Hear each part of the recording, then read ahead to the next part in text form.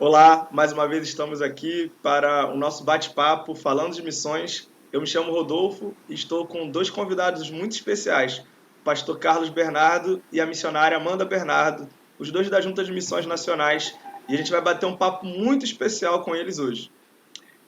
Eu queria iniciar esse bate-papo perguntando para vocês como é que foi o início da vida cristã de vocês. Como é que começou a história de vocês com Cristo? E depois como vocês vieram para missões?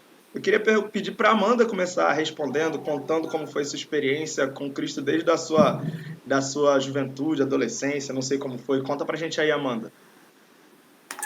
Olá a todos, eu sou Amanda, nasci no Rio Grande do Norte, em Natal, mas aos 6 anos eu vim morar com a minha família lá em Manaus, e ali eu comecei a participar de uma igreja, e aos 9 anos eu entreguei a minha vida a Cristo, aos 10 anos eu fui batizada, e eu cresci nessa igreja, e durante esse tempo, ao mesmo tempo que eu tinha recebido a Cristo, ao mesmo ano, né, eu pude ouvir uma pregação de um missionário falando sobre missões na China.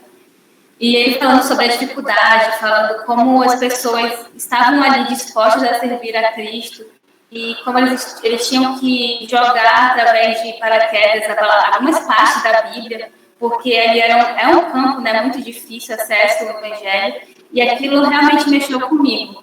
E naquele momento eu entendi no meu coração, aos 9 anos, que Deus queria que eu fosse uma missionária, que eu pudesse fazer isso também em outros lugares.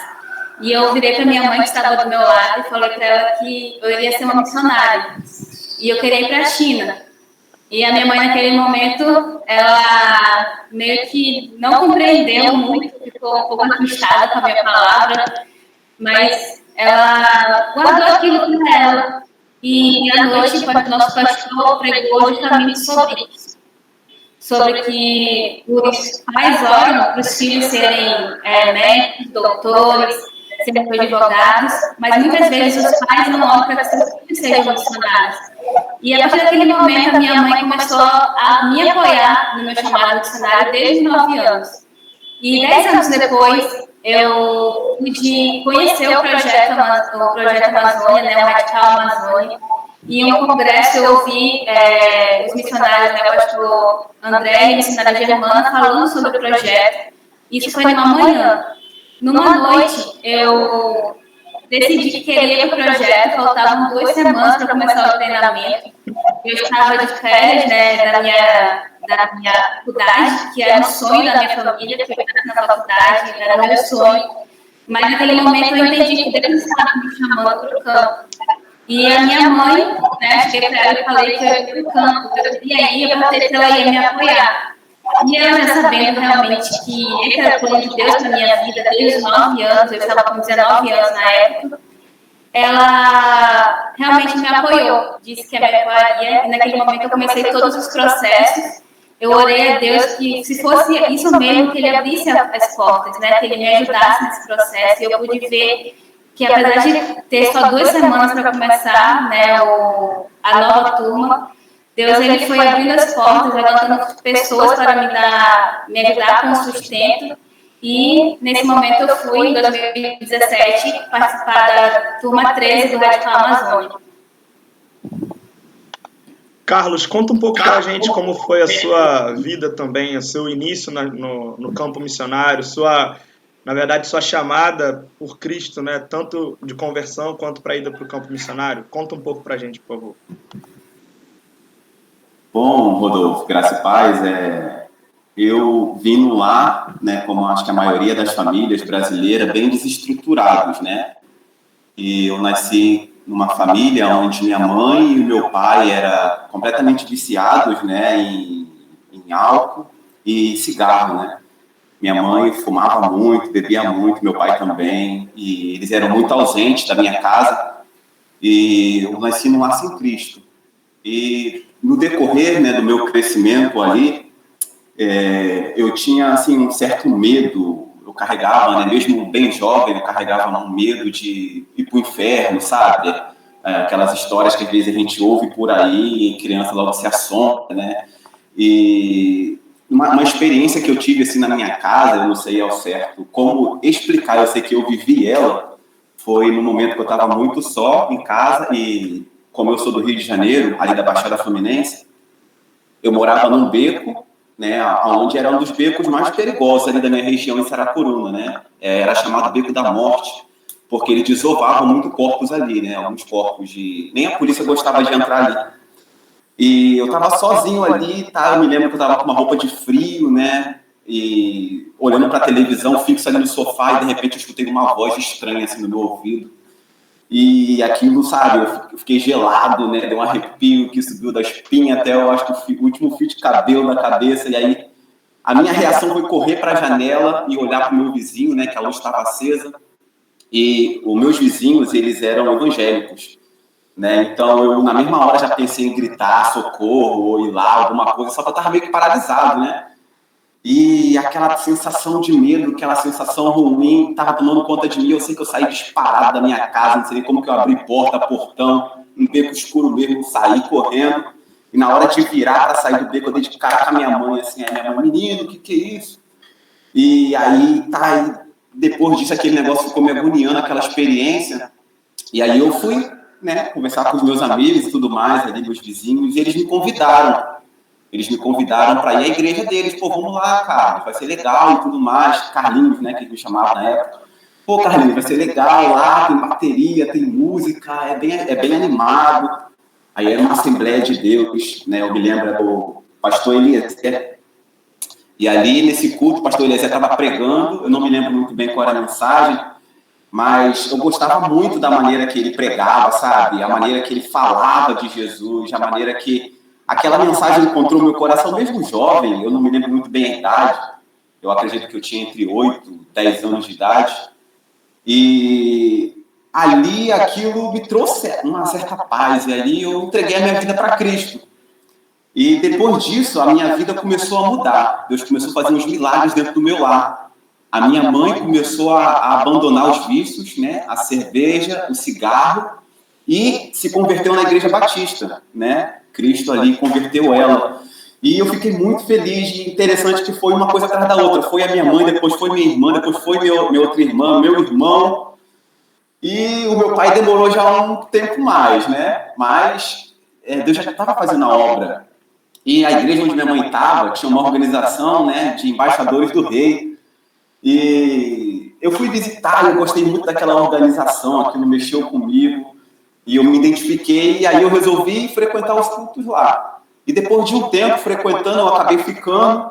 E no ano de 2002, se eu não me engano, 2002 ou 2004, eu desci, né, as águas, e ali eu fui batizado e comecei a congregar, né, ali com aqueles irmãos.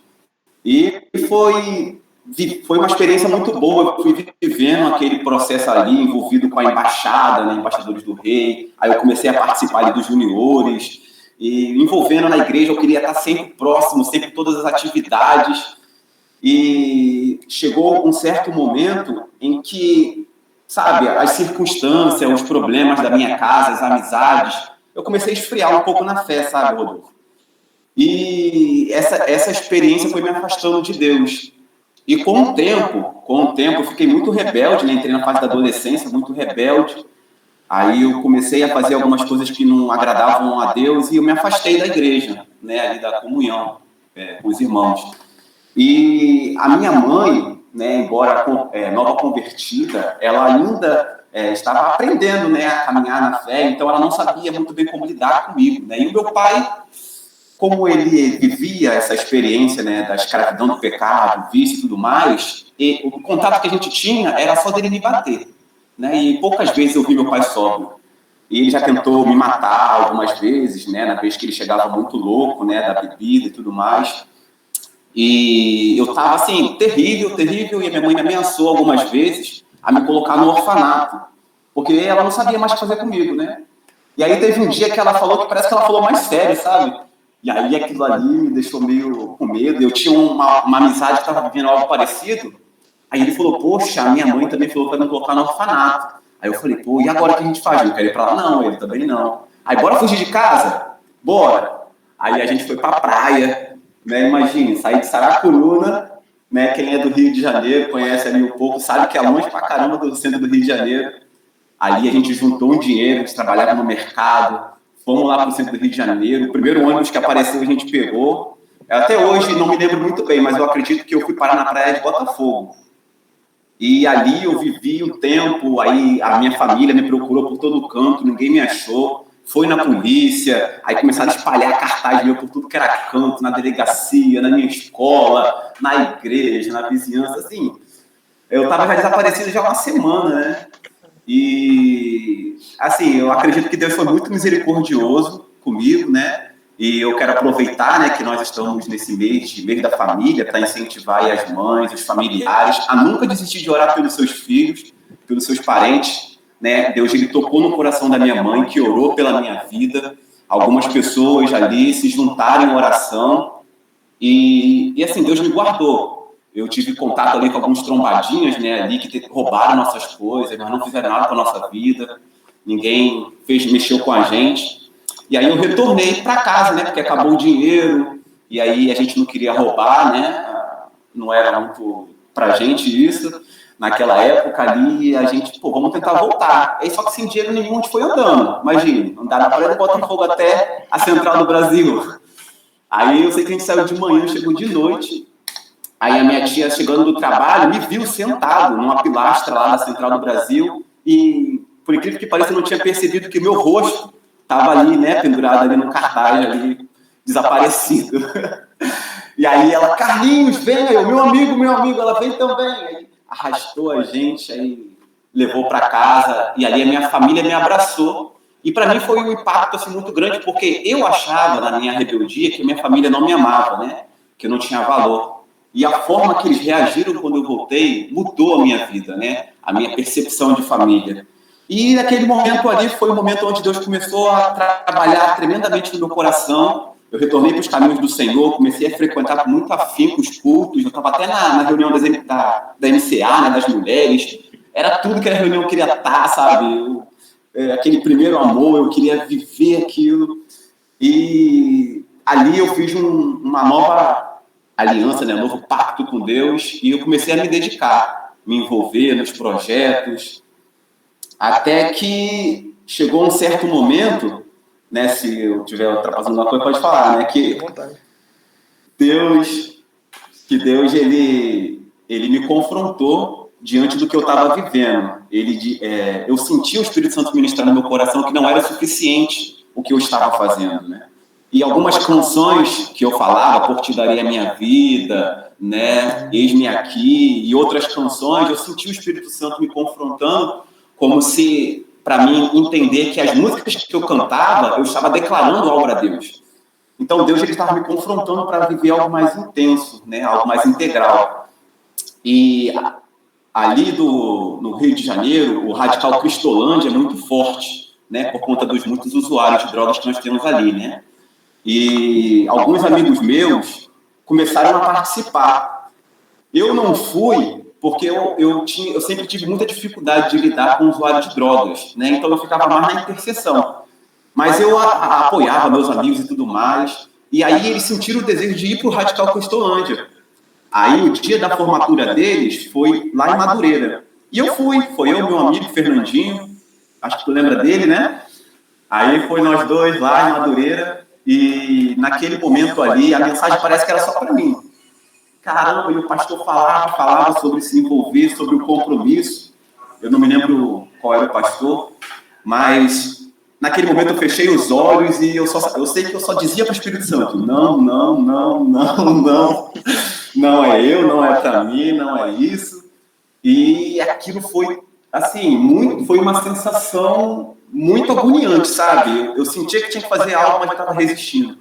E quando acabou aquele momento ali de apelo, me deu um alívio, eu falei, ufa, passou, mas com uma dor no coração. Aí o pastor entregou, né, a palavra e deu para outro pastor que ia encerrar a programação. E aí na hora que ele ia encerrar, ele falou assim, olha só, eu deveria encerrar, né, mas vou quebrar o protocolo, porque eu sinto que existem algumas pessoas aqui que ainda não entenderam que é hoje que precisam fazer esse compromisso com Deus. E ali ele fez o apelo de novo e aí pronto. Ali eu não resisti mais, eu me joguei em lágrimas de joelho no chão. Quando me dei conta, o Fernandinho também estava de joelho no chão ali, e chamaram a gente lá na frente. E assim, a gente tinha uma amizade muito forte com nossos amigos que ia para o Radical Cristolândia, a gente ia ficar um bom tempo sem vê-los, né? E a gente não conseguiu nem falar com eles para parabenizar e tudo mais, a gente estava assim tão aéreo. E aí o pastor chegou para a gente, e aí, quando é que vocês vão se inscrever no Radical Cristolândia? Pede meu contato e tudo mais. Eu, pastor, eu sinto que Deus quer que eu viva algo diferente, quer que eu me entregue, mas não é aqui. Eu dizia para ele, né, sem entender muito bem o que estava acontecendo. E aí passou o tempo, eu e o Fernandinho, a gente orando, colocando isso nas mãos de Deus. Deus mostrou para a gente o Radical Amazônia. Né? A gente viu alguns vídeos, né, ali do Radical Amazônia, as pessoas ali na mata, né? A maioria dos vídeos que a gente via era da sobrevivência na selva, né? E aí as pessoas ali andando no meio da mata de coturno, toda camuflado, e subia. E aí depois nas canoinhas, e a gente via as casas tão longe, né? Aquelas crianças. E só ficava aquela pergunta na minha cabeça: quem é que vai levar o evangelho para essas pessoas, né? E eu senti um desejo muito grande de me inscrever. E aí a gente, poxa, vamos aqui procurar e tal, e procuramos. Aí ia ter um sim, lá no Rio de Janeiro. Só que, da mesma maneira que eu estava resistindo ao meu chamado, cara, eu sou muito fujão, sabe? Muito parecido com o Jonas. E aí eu falei, poxa, Fernando, vai ter aqui, eu acredito que vai ser muito bom, né, pra gente entender o nosso chamado. Tá, e ele também na mesma empolgação. Sei que a gente enrolou e não foi. Porque a gente sabia que se a gente fosse, a gente ia se entregar, né? Porque era isso que Deus queria. Então a gente tentou fugir. E aí depois a gente começou a conversar e, pô, cara, Deus está chamando a gente, mas quem é que vai sustentar a gente lá? Né? Porque a gente... Como que a gente vai fazer para sobreviver? A gente não tem familiar lá. Vamos fazer o seguinte, né? Eu falei para ele, ó, você vai e eu vou te sustentar aqui. Né? Eu estou trabalhando, eu te sustento aqui enquanto você vai lá fazer a missão. Aí ele, não, Carlos, você está mais preparado para essa missão. Você vai... E eu vou te sustentar aqui, entendeu? Vou te dar o suporte e tudo mais.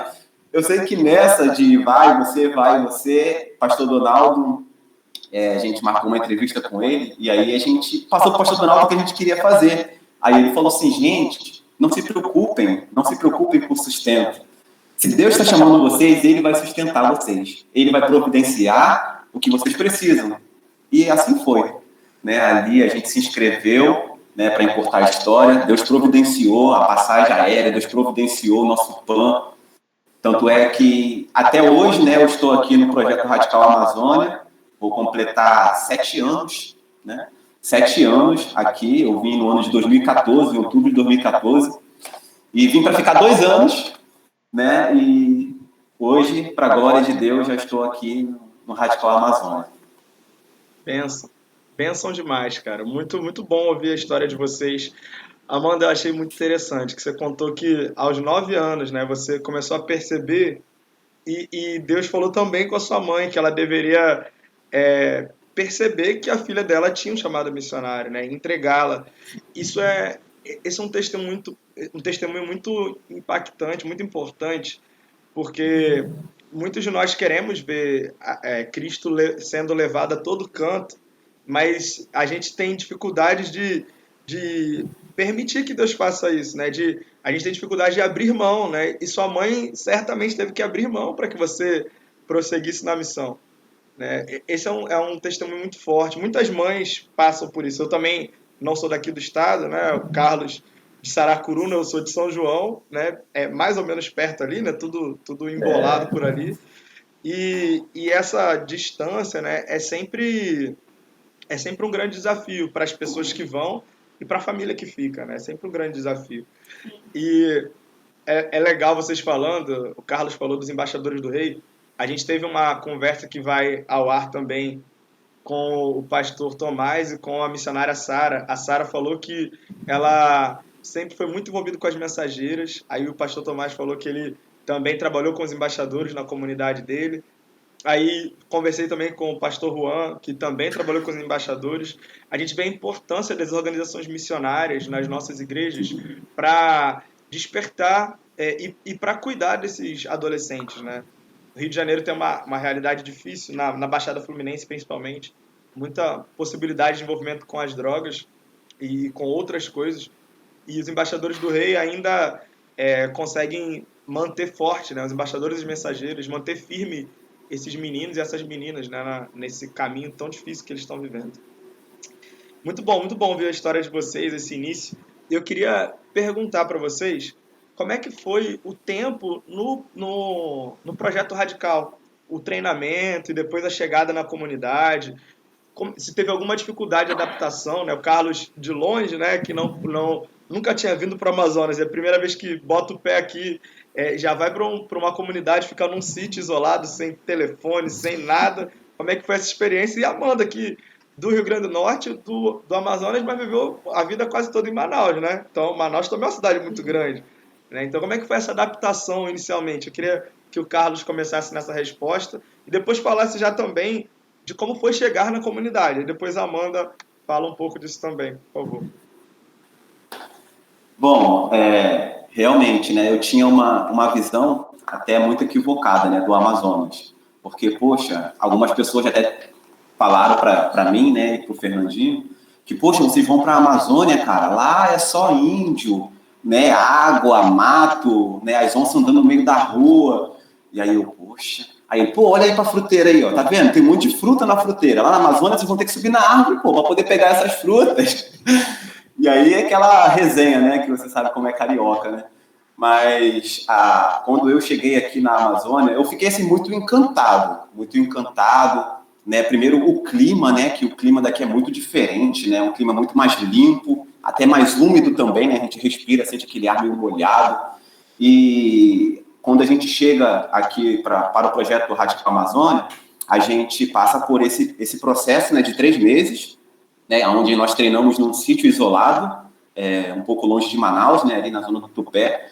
E nesse sítio ali, os meus 3 meses, ele foi bem desafiador, porque eu tinha que desconstruir tudo que eu acreditava que era certo. Né? Tipo, aqui é uma cultura totalmente diferente, né, no norte do nosso Brasil. Embora esteja dentro do Brasil, né, tanto a alimentação é diferente, a forma de se comunicar é diferente, né, as pessoas são diferentes, né, eu senti um pouco desse choque também, porque dificilmente você acha pessoas com o meu perfil, né, a maioria das pessoas aqui são de estatura mais baixa, né, tem a pele mais marrom, né, assim, mais vermelha, né, e os olhos mais puxados. Então eu destoo completamente, né, das pessoas aqui. Então eu senti, né, esse impacto, né, de ser bem diferente. E o clima também, embora o Rio de Janeiro, né, seja bem quente, né, mas o Amazonas parece que ele é um pouco mais exagerado, né, no calor. Ele não dá assim um tempo de pausa para a gente respirar, né? Já no Rio de Janeiro a gente sente aquela brisa do mar, né? Ela refresca um pouco, tem as estações direitinho. Aqui parece que só tem 2 estações, né? As pessoas falam que é inverno e verão, né? O inverno daqui são só 3 dias de chuva. Brincadeiras à parte, mas é algo muito diferente, né? Algo que só quem experimenta entende. E foi um processo, né? Ao mesmo tempo que desafiador, foi um processo muito gostoso, porque eu amadureci, né, ali no treinamento de uma maneira que eu não tinha amadurecido ainda na minha vida cristã, porque é um tempo onde você é muito confrontado, né? Os 3 meses ali, Deus ele ministra muito no seu coração, né, através ali da liderança, sobre quem você é, sobre o que você quer fazer, né, sobre a maneira que Deus quer te usar, as pessoas que você vai afetar com a sua vida, né? Então eu senti ali Deus me preparando, me moldando, me lapidando, me quebrando, né, para que eu pudesse ser enviado para a comunidade ribeirinha. E quando a primeira comunidade que eu fui foi no município de Coari. O município de Coari, ele fica a mais ou menos 2 dias de viagem de barco, né, recreio, um barco enorme. Aí a gente viaja de rede, que para mim também foi outro desafio, né? Rede para mim era só para sentar ali, né, se balançar para lá e para cá e pronto, acabou a rede, né? E aqui não, aqui as pessoas utilizam como cama, né, para dormir, e é algo que a maioria dos missionários passam a vida inteira utilizando, né, para dormir.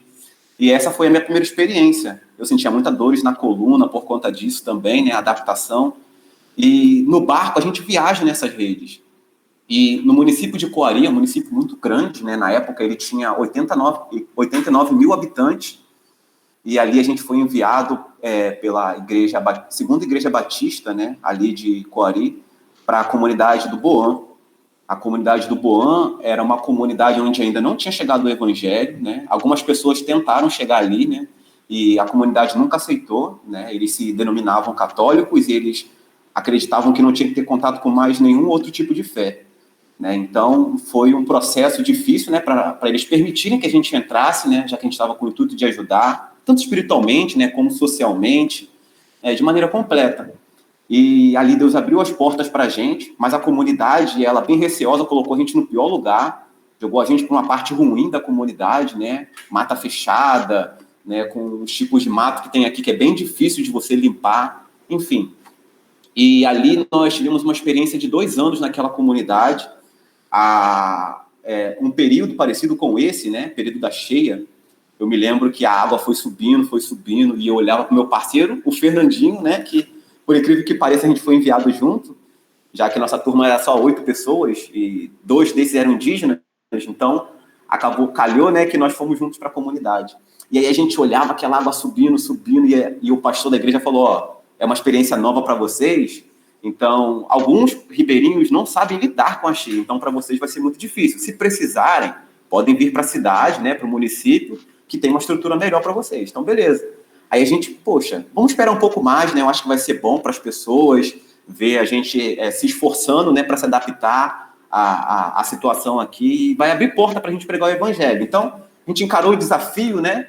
E a água foi subindo, até que subiu 1 degrau, 2 degraus, 3 degraus, e aí entrou dentro da nossa casa. E aí a gente, caraca, a água entrou na nossa casa, e agora? Aí uns vizinhos chegaram para a gente e falaram, se vocês quiserem, a gente pode construir uma maromba aí, né? Que é colocar um assoalho, né? Por cima do assoalho. E aí eles suspenderam nossa casa e a gente ficou. Só que estava muito perigoso, né? Por conta dos bichos que entravam e tudo mais. A água estava batendo no meu joelho, né? E aí ele falou, vamos lá para minha casa. Aí a gente foi e passou o resto da cheia na casa desse vizinho. E aí eu me lembro que uma vez a gente foi retornar na casa para ver como estavam as coisas. E aí a gente foi ajeitar o colchão, né, da nossa casa, a gente tinha um colchão também, e atrás do colchão estava enrolado assim, né, eu achava que era uma minhoca, né, que aqui no Amazonas tem uma minhoca que é grandona, né, e aí eu achava que era isso, né, no escuro. Aí eu acho que tem uma minhoca aqui, tá, um minhocão. Aí ele falou assim, não, cara, isso aí é cobra mesmo, né, ele falando, Antônio. Aí eu falei, mata aqui, cara, eu morro de medo de cobra. Ele falou assim, rapaz, agora eu. Né? Ele dizia que ele também tinha medo de cobra, né? Aí eu falei, e agora? Ele falou, tu é o dono da casa, se vira aí. Aí eu peguei o teçado, né, destemido, e ali, e dei na cobra, né, que era uma cobra venenosa, né, não tinha como tirar ela dali. E aí eu sei que matei a cobra, tirei dali, aí eu acho que deu um choque de realidade, né, caraca, o que eu tô fazendo aqui? Meu Deus, a que ponto de me alagar aqui nesse rio, um monte de cobra. E aí é aquele momento em que Deus ele te confronta, né, diante de crises, porque missionário também tem crise, né?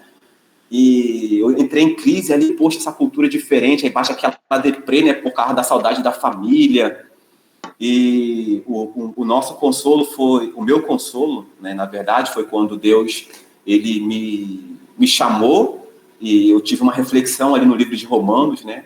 Ali onde ele me deu convicção do porquê eu estava ali, né? De que foi ele que me chamou, né? Quando o apóstolo Paulo fala que ele veio para pregar, veio edificar o seu ministério, não aonde já tinha sido edificado, né? Mas ele veio para pregar ali para os gentios, enfim.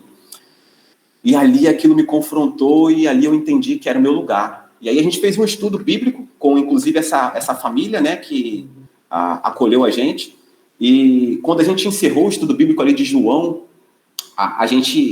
eles entenderam a mensagem que estava sendo pregada, e a Tatiana, né, a dona do lar ali, entregou a vida para Cristo. Caramba, foi uma das melhores sensações da minha vida, quando eu vi ela ali, em lágrimas, né, entregando a vida para Cristo, e ela olhava para o esposo dela, para ver se ele também, né, e assumiu o compromisso, mas aí ele estava bem resistente e ele não tinha assumido o compromisso.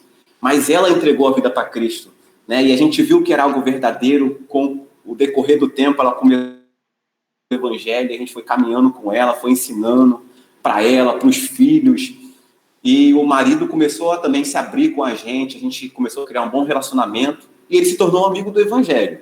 Ele não fez um compromisso de entregar sua vida para Cristo, né? Mas até hoje, ele é alguém que vai às programações, né, ali e tudo mais, se envolve, mas ainda não teve o compromisso. Mas a esposa dele continua firme, continua orando por ele, e nós também continuamos orando por ele. Então, essa foi a minha primeira experiência, né, ali na comunidade do Boam, uma comunidade que eu guardei no meu coração, porque eu acredito que eu amadureci muito, não só como cristão, mas também como homem, né? A responsabilidade ali de cuidar do lar e tudo mais, de fazer relacionamento, de se desenvolver ali, desenrolar. Então, foi uma experiência muito boa para mim, né? Para a minha vida particular e espiritual. Amanda, fala pra gente como é que foi o seu processo de adaptação, tanto ao projeto quanto à comunidade. Conta um pouquinho pra gente aí. Então, como eu falei, eu vim morar aos 6 anos em Manaus. Só para vocês entenderem um pouco melhor, os meus pais são separados. Então, a família do meu pai e o meu pai moram em Natal, e a minha mãe e a família dela moram em Manaus, né? Na época. Então, eu todo ano, todos os 13 anos que eu pude viver em Manaus, nas minhas férias eu ia para Natal. Então, acabei não conhecendo o interior do Amazonas. Acabei que eu ia para algumas cidades, mas de carro. Nunca tive realmente essa questão de viajar de barco. Viajei uma vez, mas era uma comunidade próxima de Manaus. Então, eu não tive tanto contato com o interior do Amazonas. E eu posso dizer hoje com toda certeza que você viver na capital não é a mesma coisa que viver no interior do Amazonas. É muito diferente. Verdade. Né? É uma realidade diferente, tem culturas diferentes. Né? E a gente consegue ver isso tanto de uma comunidade para outra, no mesmo município, imagine de um município para outro, né? Então, eu fui para o projeto com 19 anos, foi a primeira vez que eu saí realmente, né, dos braços ali, da minha mãe, da minha família.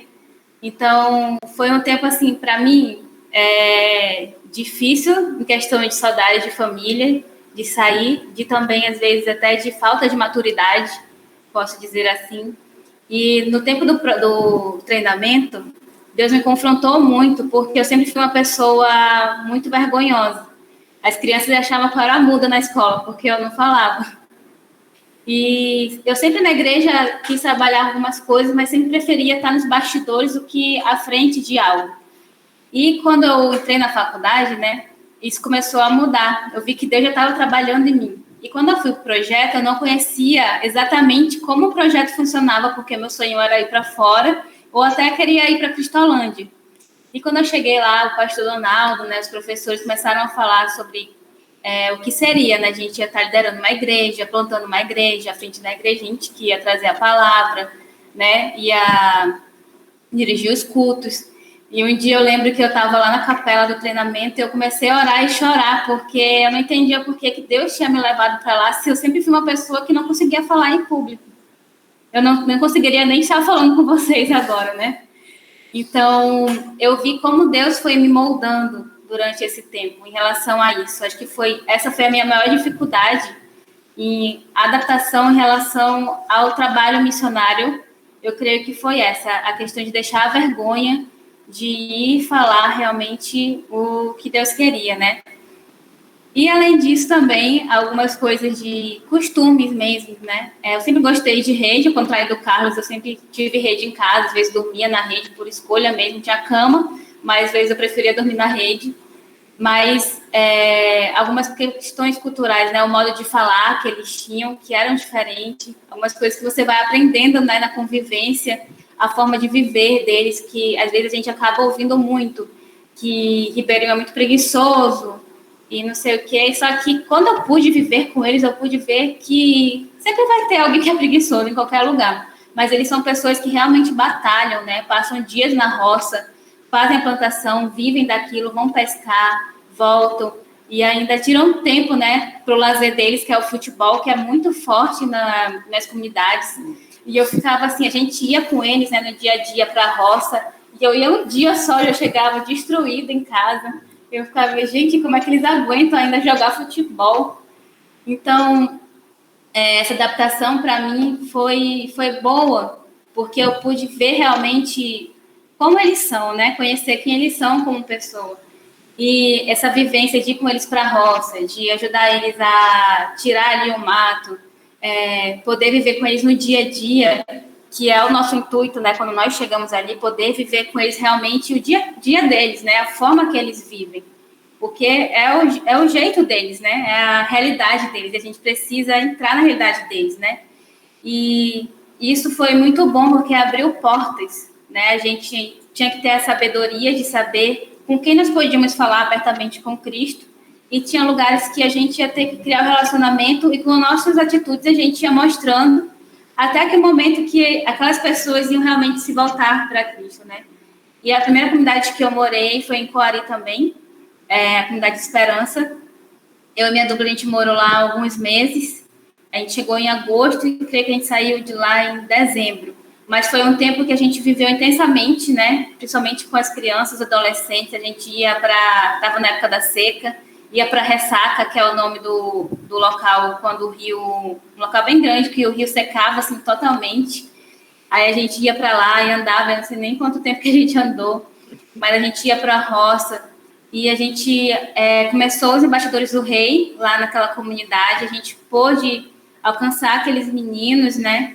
E através deles também, né? Porque nós sabemos que as crianças, né, os adolescentes, não são só um meio para chegar na família, né? Eles são pessoas que precisam de Cristo também. E a gente começou a colocar isso em prática, mas isso acabou abrindo portas, né? Consequentemente, para a família deles.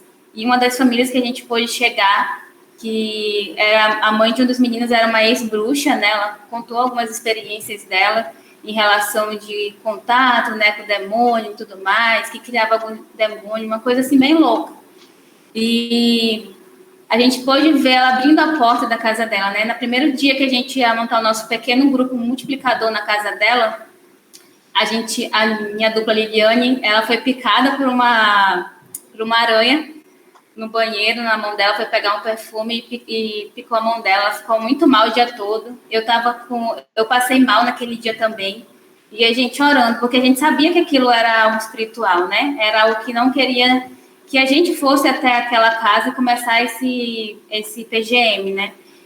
E quando foi à noite, a gente foi assim mesmo, com alguns sintomas, assim, ainda um pouco ruim nós duas, né? Mas foi incrível, porque quando a gente chegou lá, quando a gente voltou, a gente parecia que não tinha acontecido nada. A gente estava super, super bem mesmo. Foi mais uma certeza de que aquilo era algo espiritual realmente, né? Então, durante esse tempo ali naquela comunidade, a gente pôde ter esse contato com as pessoas. Lá também era uma rota muito grande de pirata, né? Alguns deles moravam ali, às vezes se escondiam ali na comunidade, e a gente pôde ter o contato com um deles, que era o Naldo, o nome dele. Ele apareceu lá numa noite e começou a conversar com a gente, e a gente, assim, quando ele estava se aproximando, a Liliane chegou assim, vamos entrar, porque a gente ficou com medo, né? É um medo humano, a gente sabia o que ele fazia. E a gente não conseguiu, graças a Deus.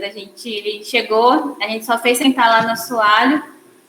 E naquela época não tinha tantas casas ao redor, então não tinha nem como alguma pessoa ver que a gente estava lá. A gente sentou e foi orando. Aí ele começou a falar que queria voltar para os caminhos do Senhor, que ele tinha perdido família, que ele poderia pagar o preço que fosse para ter a paz dele de volta. E naquele momento a gente começou a falar que Cristo já tinha pago esse preço, né?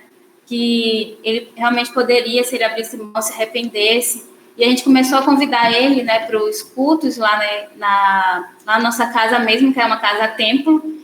E ele começou a aparecer, foi para os estudos dos jovens, que a gente ia fazer mais gincana no sábado seguinte. E eu pude sentar com ele e ver que ele sabia manusear a Bíblia, conhecia a Bíblia, né? E naquele tempo, a gente foi para Manaus, porque a cada 3 meses a gente estuda o seminário, o programa de formação missionária, e a gente soube a notícia de que ele tinha sido morto. E eu fiquei muito triste, a gente ficou muito triste por causa disso. Só que, sabe, o Espírito Santo realmente mostrou pra gente uma coisa, que ele tinha pedido uma oportunidade de Deus para sair daquela vida, né? E a gente sabe que, muitas vezes, né, para sair dessa vida, é a gente realmente perdendo a nossa vida, né? Morrendo. E eu compreendi naquele momento que aquele tinha sido um livramento de Deus, porque ele realmente se mostrou disposto, né, arrependido das atitudes dele. E naquele momento que eu pensei aquilo, foi realmente uma paz, né, no nosso coração. E eu pude ter mais certeza ainda, né, de que se a gente tivesse ali só por causa dele, já teria valido a pena. Mas Deus pôde mostrar e dar muitas oportunidades para a gente, né, de relacionamento. As crianças são as primeiras que chegam a nos abraçar ali, elas são as primeiras que abraçam a gente, que recebem o evangelho realmente da melhor forma. E é por isso que é tão importante a gente investir nessas crianças, né? É importante para que quando elas cresçam, elas não se desviem desse caminho, assim como a palavra de Deus nos ensina. É interessante essa questão das organizações, é interessante também a questão da família apoiar, porque assim como o Carlos, na caminhada dele, acabou indo para um lado que não deveria, esses 10 anos, né, entre o ano que eu me converti e o ano que eu fui para o projeto, foi um ano que eu também fui para um lado que não agradava a Deus. Então, é importante a gente discipular, né? Não apenas pregar, não apenas levar a palavra, mas caminhar junto para poder mostrar o caminho realmente certo, né? Caminhar com aquela pessoa, aquela criança, aquele adolescente estiver fraco, ele possa realmente ter alguém para ajudá-lo na caminhada. Então, é um incentivo, né, a todos a estarem dispostos a discipular, não só as crianças, né? Fisicamente, mas as crianças na fé, né? Os novos na fé. É algo muito importante. Muito legal esse testemunho de vocês. Muito, para quem não é daqui do Amazonas, né? E para quem não vivencia a realidade do Amazonas, eu estou dizendo isso nos primeiros vídeos que a gente tem feito, porque tem gente que assiste que é inscrito no canal da igreja, que é de outros estados, tem gente até de outros países. E as pessoas não entendem muito como é a realidade aqui. Carlos falou que de uma situação de cheia na comunidade quando ele chegou, uma cheia que invadiu a casa dele completamente. E depois a Amanda falou de uma situação de seca completa, onde tinha uma área muito grande onde as pessoas caminhavam. E essas são peculiaridades da nossa região. Quem está acompanhando as notícias na TV nesse período está vendo que o rio está enchendo bastante aqui na cidade de Manaus, né? Já estamos quase na cheia recorde, está bem perto da cheia recorde desde que começou a ser medido. E isso essa é uma situação muito diferente, muito peculiar, que a gente não observa em todos os lugares, a gente observa muito aqui. E isso traz essa diferença cultural também muito grande, né? As pessoas que vivem de forma tão diferente, como a gente tem comentado, né? É bom ver que Deus trabalha mesmo nas coisas que a gente percebe que são, ou a gente entende como problemas, né? A gente vê lá o rio enchendo e fala, poxa, agora o que eu estou fazendo aqui? Aí Deus te leva para a casa de alguém, o cara abre a porta para ele ser evangelizado, para ele conhecer a Cristo através da sua vida. Aí a outra pessoa não tinha uma família muito adequada, muitos problemas, não sei o quê, e o filho abre a porta da casa para que a casa seja alcançada por Cristo. Então, isso é bom demais, ver que Deus tem agido através da vida de vocês, o que Deus tem feito através da vida de vocês.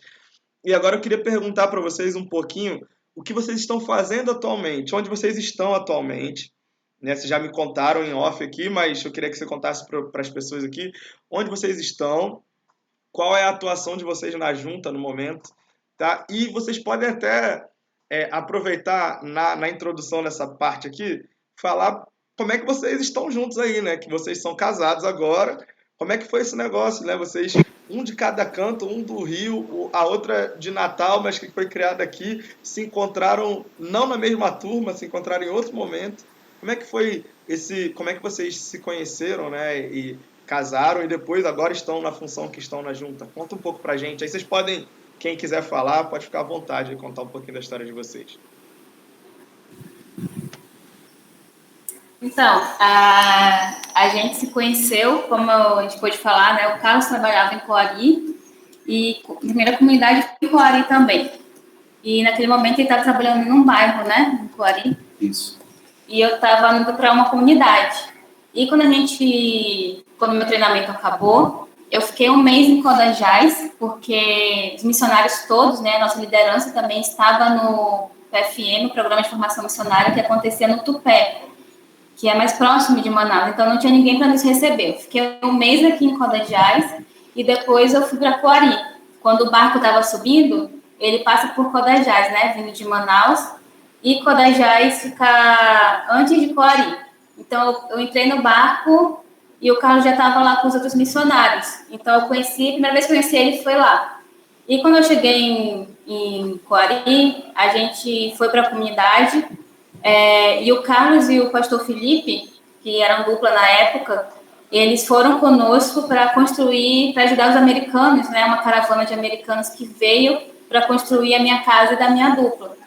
Então, a partir daí, a gente começou a ter o contato, né, a gente começou a conversar, e a gente conversava por SMS, porque no celular só pegava para ligar e SMS na comunidade. Aí, um pouco mal o sinal. E a gente começou a conversar por SMS, a gente se via só no início do mês, né? Que era quando nós vamos entregar um relatório sobre o que está acontecendo na comunidade, comprar o rancho. E aí, nisso, a gente começou a conversar, a gente começou a ver, né, os propósitos um do outro. Eu comecei a orar por ele, sem ele saber, né? E depois eu descobri que ele estava orando por mim também, sem eu saber. E daí a gente já começou a conversar, né? Aquela conversa já que muda mais, assim, não só de amigo, mas com algum interesse, assim, bom, né? De criar alguma coisa mais profunda. Porque aqui no projeto, durante os 2 anos, nós não podemos ter nenhum relacionamento. A gente só pode, o máximo que a gente pode é orar um com o outro, né? Criar esse compromisso de oração. Então, a gente abre mão realmente também disso, de relacionamento. A gente não pode namorar nesses 2 anos. E aí, nisso, quando isso foi em agosto, aí em setembro, no dia do meu aniversário, a gente estava indo para o PFM novamente, que acontecia a cada 3 meses, lá em Manaus. E no barco, o Carlos me pediu em oração, né? A gente começou o nosso compromisso de oração, isso em 25 de setembro de 2017. E a gente começou, e a gente orou, a gente ficou orando, né, por, acho que foi 2 anos e 4 meses. Eu estava no meu primeiro ano ainda de radical, o Carlos já tinha acabado o tempo dele, mas como eu estava debaixo dessas regras, né, ele tinha que respeitá-la, apesar do tempo dele ter passado. Então, a gente entrou em consciência e a gente começou o nosso propósito de oração. Aí, nisso, quando foi em 2019... O Carlos me pediu, eu fui lá no Rio de Janeiro, né? A gente estava planejando em casar. Quando acabou meu tempo em março, eu fui ao Rio de Janeiro para fazer o nosso noivado. Ele me pediu casamento, né? Aí nisso, depois, quando foi, a gente estava organizando o nosso casamento para um ano depois, em 2020, que foi em março de 2020, ia ser dia 21. E nisso, para adiantar as coisas, porque como a gente Carlos estava em Jutaí, que é um município que fica 4 ou 5 dias de barco de Manaus, está um lugar bem mais longe. Eu estava em Tefé, que fica uns 2, 3 dias de Manaus, mais ou menos. Então, a gente estava longe um do outro. O nosso município ficava 12 horas, eu acho, né? De distância. Só que para ele vir ou para eu ir, não tinha condições, né? Então, a gente acabou que estava longe nesse momento de ajeitar as coisas para o casamento. Então, a minha família foi fundamental, porque a comunidade que eu morava não tinha sinal, só tinha sinal de telefone rural. E quando funcionava. Então, a minha família ajudou muito nesse processo também. E quando a gente decidiu casar no civil, em Tefé, que era o município no qual eu trabalhava. E eu organizei tudo, fui no cartório. Aí o moço falou que eu fui na terça e ele falou que eu podia casar na sexta já. Aí eu falei, não, calma, e o noivo nem vai conseguir chegar aqui a tempo. Aí tá, aí quando foi, ele já estava vindo, né, pra gente casar. Na semana que a gente ia casar, dia 21 de fevereiro, o moço falou que o juiz saiu de férias, simplesmente assim. Na época do carnaval ele saiu de férias, aí que tinha 90 dias para casar. Aí eu, poxa, e agora? Aí ele querendo se colocar como se fosse culpa minha, né? Aí foi um tempo que eu me estressei muito, né? E eu fiquei ansiosa, aí eu pedi de Deus mesmo sabedoria, porque foi um momento bem conturbado, né? Aí nisso eu falei para ele para passar pro Civil. religioso com efeito civil. Aí a gente ia casar no religioso efeito civil em Tefé e ia casar no religioso em Manaus, dia 21 de março, um mês depois. Com a família, né? Que a nossa família ia estar. E lá em Tefé só ia estar alguns missionários. Aí nisso a gente foi e o Carlos veio, a gente casou, a gente foi para Manaus, chegou lá, um dia antes a gente teve que cancelar o casamento, porque a pandemia começou, tinha alguns amigos, pessoas que vinham de São Paulo, Rio de Janeiro, que era onde estava explodindo mais na época, né, a pandemia, e aí a gente ficou com isso na cabeça, né, eu estava lá fazendo a unha no salão um dia antes, eu estava pensando muito nisso, porque algumas pessoas da minha família importante não iam poder estar, porque era um grupo de risco. E eu falei para o Carlos, a gente conversando, que o melhor seria cancelar. Apesar de ter pessoas que já estavam aqui, né? De fora, a família dele já estava aqui. Mas, para mim, né, a gente decidiu junto que seria mais prudente a gente cancelar, para não colocar ninguém em risco, né? E a minha igreja não estava funcionando também, ia ser no sítio, eles iam deixar abrir. Mas a gente realmente achou melhor. Aí, nisso, graças a Deus, o que a gente achava que estava dando errado lá em Tefé, que o juiz saiu de férias, teve que trocar o casamento de civil para religioso para feito civil, era realmente já um propósito de Deus, né? Porque ele já sabia o que ia acontecer e o casamento cancelou, mas a gente já estava casado, para a glória de Deus. Sim.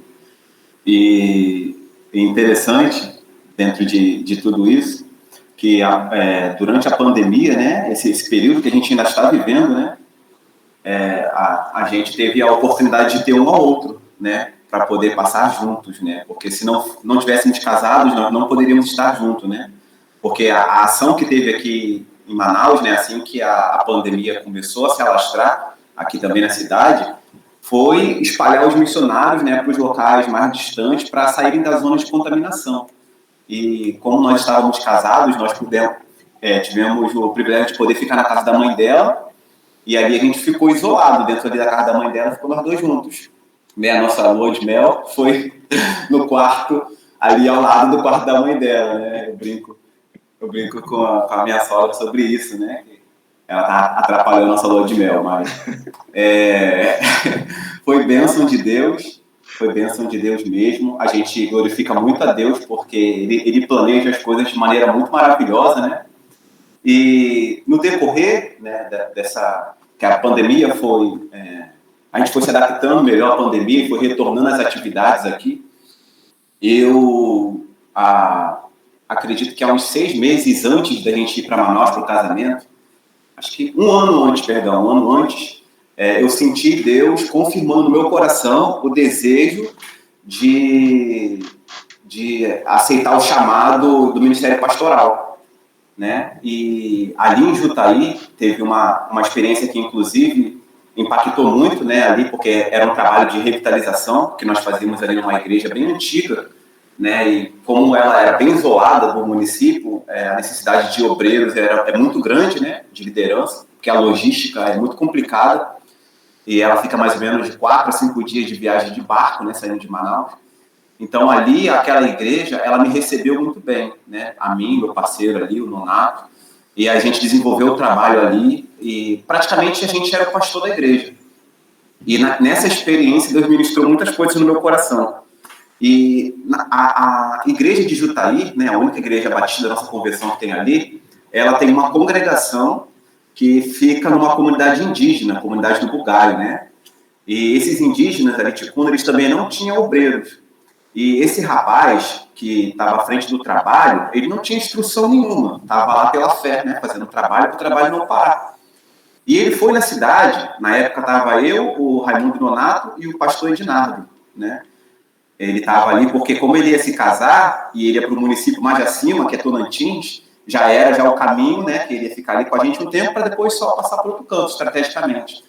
E aquele senhor, né, ali, o irmão Amós, ele olhou para a gente, para nós três, falou da necessidade de obreiro lá, e falou assim, missionários, ali eu não sei ensinar a palavra de Deus para aquelas pessoas, né? Eu leio a Bíblia e tento explicar alguma coisa para eles, mas eu gostaria muito que alguém me ensinasse para que eu ensinasse para eles.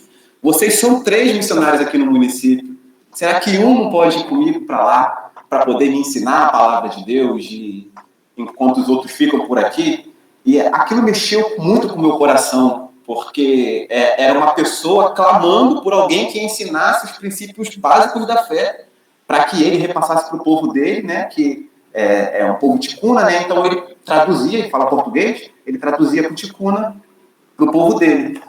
E aquilo me confrontou muito por causa da necessidade de líderes que nós temos aqui no Amazonas, né? E hoje eu sei que é uma realidade que é uma realidade não só aqui no Amazonas, né? Mas no nosso Brasil, né? A necessidade de obreiros, né? Para trabalhar. E Deus me confrontou de uma maneira que eu falei, bom, Deus, se é isso que o Senhor quer, então eis-me aqui mais uma vez, né? E quando fomos para Manaus, nós nos preparamos e passamos pelo concílio, né? Ali, pela ordem dos pastores aqui do Amazonas. E eu fui consagrado ao pastor, hoje eu sou pastor, vou completar um ano, né? Esse ano. Em fevereiro completamos um ano de casados. E agora eu vou partir para um ano de ministério, né? E a nossa liderança nos desafiou, né? Nós iríamos...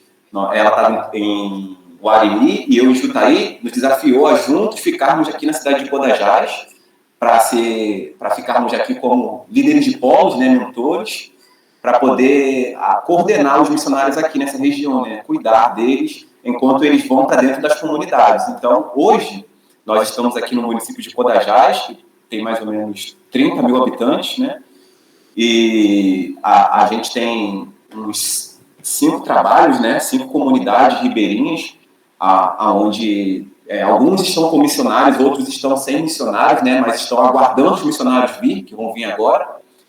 Então, nós estamos coordenando essa região e também abrindo novos trabalhos, né, aqui nessa região.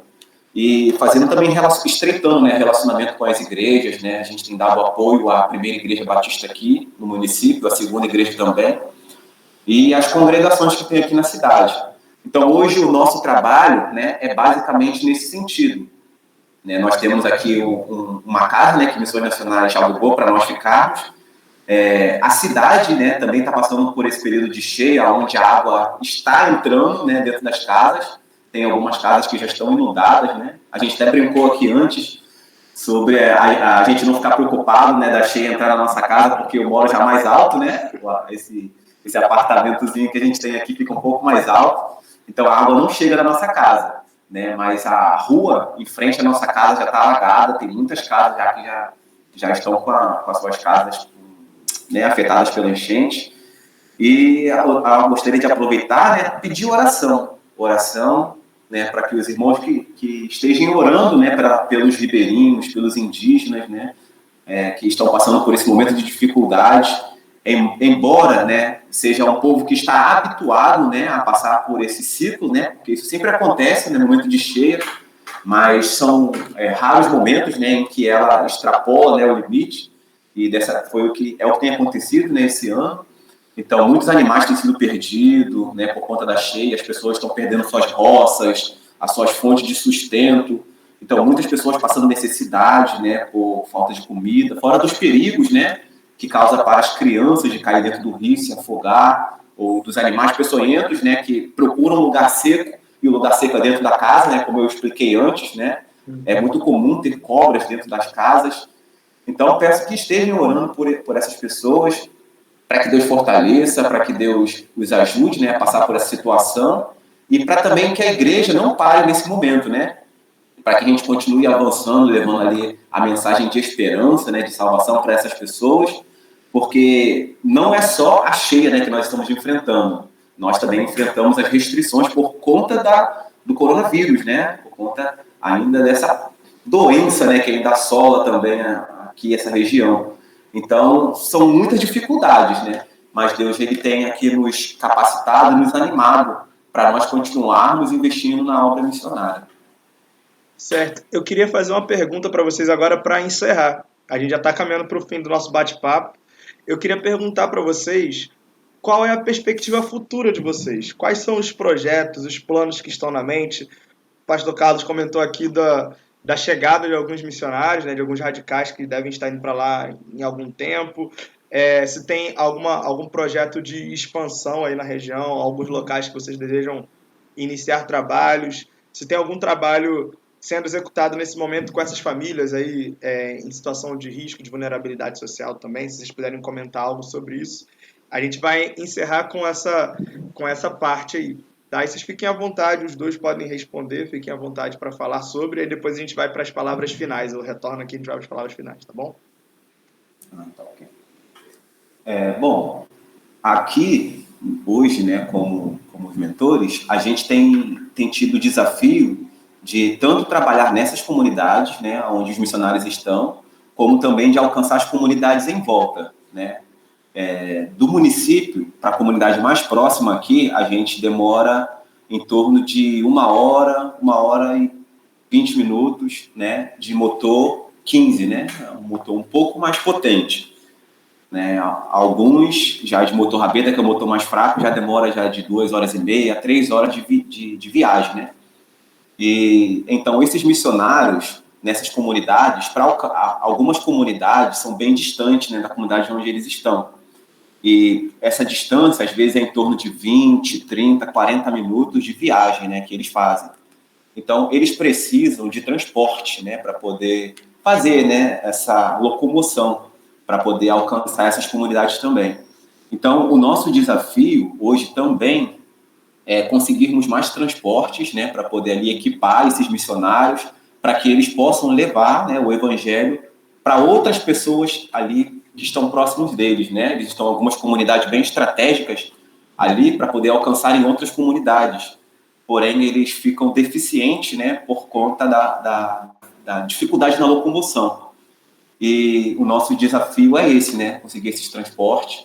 A gente também, um dos nossos sonhos, né, aqui, que a gente tem orado, né, para que Deus capacite com mais obreiro, né? A gente anunciou aqui a chegada de alguns obreiros, que para a glória de Deus, né, essa turma já está chegando ao fim ali, da sua conclusão de treinamento, e alguns missionários vão vir aqui para a região. Mas, embora seja uma das maiores turmas, né, que vão se formar, 25 jovens, né, homens e mulheres ali, ainda é pouco, né? Eles não vão conseguir suprir toda a necessidade daqui, né? Eu digo toda a necessidade, eu falo em relação aos locais que nós temos aberto, que já estão pedindo missionários. Não estou falando das comunidades que precisam ser alcançadas, porque é um número muito maior, né? Mas as comunidades que nós já conseguimos mapear, já conseguimos ali iniciar trabalhos, estão precisando de líderes locais, os missionários que chegaram não vão conseguir suprir toda essa necessidade. Então, a gente ainda está muito carente, né, de homens, mulheres, jovens aí, que estejam dispostos a dedicar 1, 2, 3, 4 anos, né, quanto anos quiserem, né, dedicar aí da sua vida ao Senhor, nesta região, para que nós possamos alcançar, né, esse povo que tanto necessita do Evangelho, né? Nós estamos orando, né? Eu e a Amanda também. Pedir também que os irmãos continuem orando por nós. Nós estamos no início do nosso casamento, né? Estamos, como eu disse, 1 ano de casado. Tem sido bem desafiador para a gente, né? Essas muitas mudanças, né? Muda de comunidade, muda de casa, aí agora muda o relacionamento, né? Porque a gente trabalha em relacionamento homem com homem, mulher com mulher, e agora nós somos um casal, né? Então, a gente tem orado, né, a Deus para que Ele esteja nos dando sabedoria quanto a isso. E hoje, como pastor, né, aqui na região, né, uma região muito carente, a gente vê algumas igrejas, né, com a necessidade de alguém que pastoreie as igrejas. Então, é muita necessidade, né? Para onde a gente olha, a gente vê uma outra necessidade, e o coração missionário, ele quer estar em todo lugar, né? Onde tem necessidade, ele quer ir. Só que a gente sabe que a gente estrategicamente precisa estar no local onde a gente vai conseguir ser mais eficaz, né, ali, mais relevante. Então, a gente continua convocando, né, você que está assistindo, que compartilhe, né, esse momento aqui de palavra, passe para outras pessoas, motive as igrejas, para que também possam enviar trabalhadores, para que também possam vir se colocar à disposição, para poder juntos somar conosco aqui neste trabalho, né, desafiador, mas é um trabalho que está no coração de Deus, né? A gente vê o mover de Deus Porque, assim, Rodolfo, eu vim para cá em 2014 e, assim, só abrir aqui um parêntese, né? Eu vim para cá, eu não tinha terminado nem meu ensino médio, porque na época era só 2 anos que a gente trabalhava. E, então, aí não tinha exigência de ter o ensino médio completo. Hoje, para a glória de Deus, foi implementado, né, o que a Amanda citou algumas vezes aqui, o Programa de Formação Missionária, né, que é o PFM. Então, nós, ao mesmo tempo que estamos plantando igreja, revitalizando igreja, formando líderes, a gente também tem um período onde a gente se retira para estudar teologia. Então, a gente planta a igreja, né, a gente faz o trabalho missionário e a gente também está sendo capacitado com a teologia. Então, eu já me formei, né, já sou teólogo.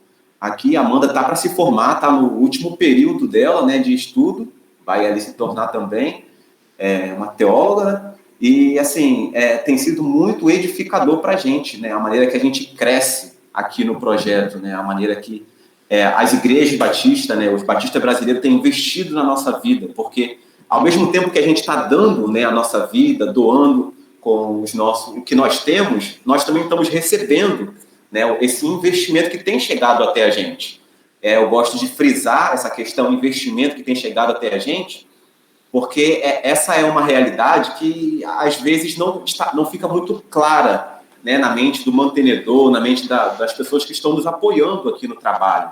Então, as ofertas missionárias têm chegado até a gente, essas ofertas têm nos proporcionado estudar, receber material, se locomover, né? Aqui a gente hoje tem algumas conduções que permitem a gente ir para outros lugares para poder ampliar, né, a evangelização, o trabalho missionário.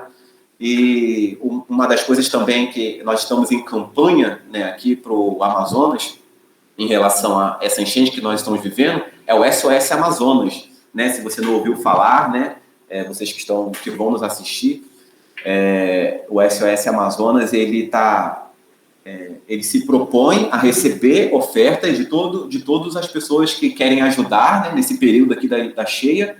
Então, essa oferta ela é passada aqui para o Amazonas e a gente converte ela em cestas básicas ou em materiais de higiene, conforme a necessidade das pessoas aqui, e assim ajudar essas pessoas a passarem por esse momento, né? Ser relevante na vida delas, né, como Deus tem nos chamado para trabalhar na vida delas, né, como igreja.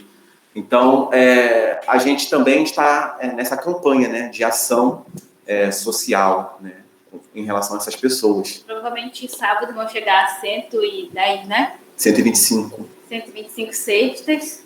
Aqui para o município. Que vamos poder entregar, né? Assim, vai ser de grande ajuda, porque a gente pôde distribuir também na época que o SOS começou, que foi na época começou a pandemia, né? E o SOS começou a agir, né? E continua até hoje, graças a Deus. As pessoas têm contribuído, as ofertas têm chegado. Já me perguntaram, né, uma vez, se realmente chegam. Pessoas têm sido abençoadas e mais uma remessa vai chegar. Mas continuem ofertando, contribuindo, orando, porque devido à cheia também fica o difícil acesso de entregar nos barcos, né? Porque tem que levar no carro e tudo mais. Então, isso está dificultando um pouco. Mas, graças a Deus, ainda nós temos irmãos em Manaus que estão se doando voluntariamente para montar as cestas, irmãos que estão doando para carregar as cestas, irmãos que estão indo ali até carregar as cestas do carro para o barco. E tem feito esse trabalho, eu pude estar lá no início do ano, poder ver um pouco de perto. Realmente são pessoas que estão dando do seu tempo, né? Então, a gente vê que nós precisamos continuar unidos, né, no trabalho, tanto quem contribui, quanto quem dá ali o seu tempo, né, para ajudar, como também quem está aqui, né, entregando para quem vai receber. Então, é um trabalho que a gente precisa continuar junto. E, além disso, hoje eu também estou contribuindo com capelania, trabalhando, né, em capelania escolar. A Ajuda de Missões pôde abrir essa porta para a gente, né, um curso de capelania escolar. E eu comecei, a gente já vai terminar agora em junho. Já pude começar o trabalho numa escola aqui com os professores, porque os alunos ainda não voltaram. O meu intuito, planejamento futuro, né, é poder continuar com os professores que estão abertos, né, a esse projeto, e também trazer novos projetos futuramente para os alunos quando eles estiverem nas escolas. Então, já tem realmente, apesar de ter sido a primeira vez que eu fui lá, né, esse mês, mas já tenho ouvido algumas coisas, resultados positivos, né, em relação a pessoas realmente interessadas, professores já interessados em saber da capelania, em novos projetos. A escola falou que está aberta, orem por isso, para que a escola continue aberta, para que Deus me capacite, né, dê sabedoria para que possamos realmente levar o evangelho, né, ali para aquela escola e muitas outras escolas aqui em Codajás. Gente, que bênção. Fiquei muito feliz de conversar com vocês, de ouvir tudo que vocês disseram aqui. O papo foi bom demais. A gente já está com 1 hora de conversa, mas por mim a gente ficava aqui, ó, mais tempos e tempos, porque tá bom demais, cara. Eu fui muito edificado pela história de vocês, por toda a conversa que a gente teve. Deus me abençoou muito através desse bate-papo. Vocês são muito especiais, vocês estão no meu coração. A gente já teve outras oportunidades de conversar, né? Principalmente com o Carlos ali, a gente bate um papo de vez em quando. E eu tenho certeza que muita gente vai ser abençoado por tudo que foi dito aqui. E eu digo agora para quem está nos ouvindo, quem está nos vendo, né? Orem por eles, orem por esse trabalho que está sendo executado lá no município de Codajás, orem pelas escolas que vão receber o trabalho de capelania que a Amanda falou, orem pelas comunidades que vão receber mais missionários, que o pastor Carlos falou, ore pelas comunidades em volta ali, ore pelas igrejas que estão precisando de líderes. Essa é uma necessidade grande que a gente tem. Que Deus continue enviando trabalhadores para a sua seara, essa é a nossa oração o tempo todo.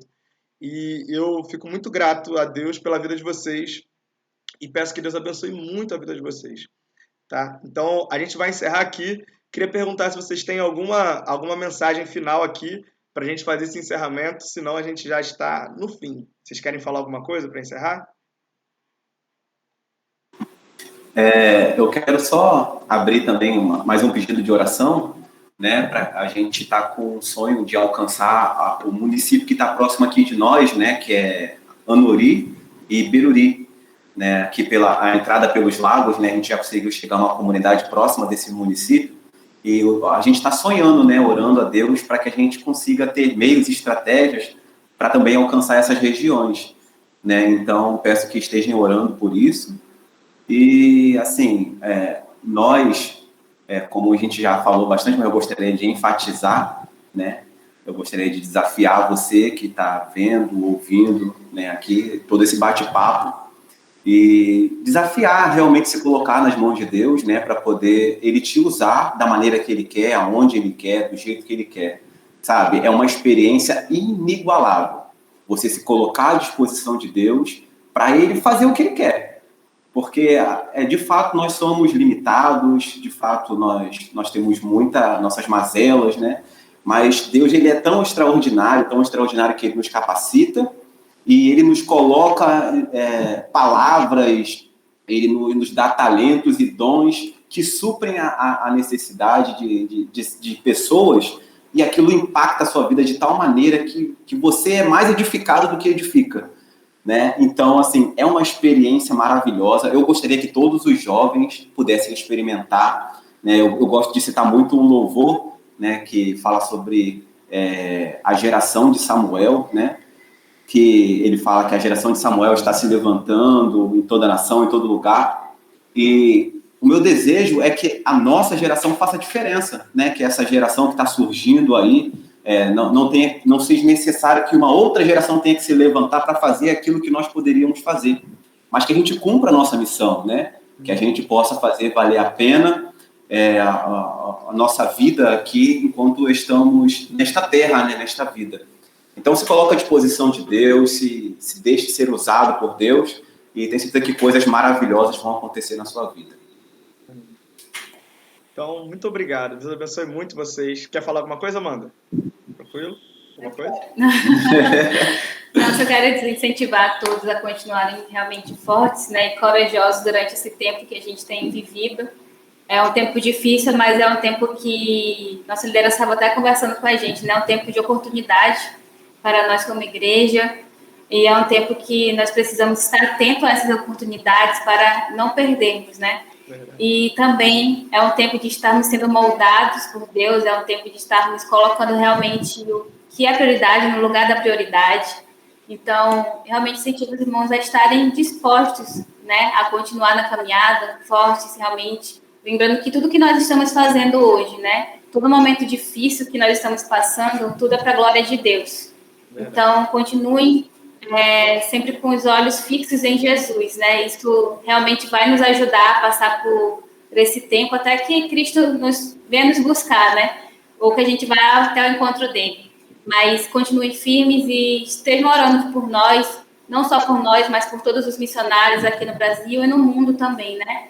Que não tem sido tempos fáceis, mas sabemos que juntos como igreja nós conseguimos, né? Continuar na caminhada. Muito obrigado mesmo. Deus abençoe vocês. Estamos encerrando. Se você está vendo pela primeira vez nosso bate-papo falando de missões hoje, vai lá nos vídeos anteriores que você vai ver muita conversa boa também, tá bom? Até a próxima. Deus abençoe a todos. Tchau, tchau.